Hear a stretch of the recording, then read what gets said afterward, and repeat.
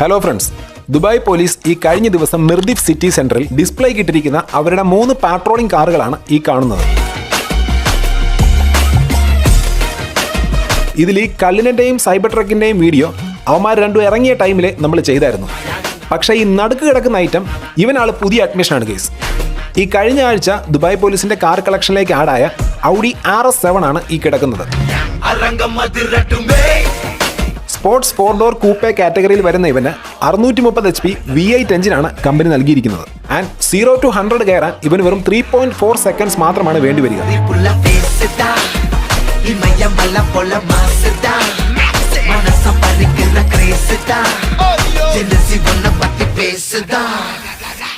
ഒരു EV, ഒരു sport, ഒരു അൾട്രാ ലക്ഷറി. എന്തായാലും ദുബായ് പോലീസിന്റെ കളക്ഷൻ.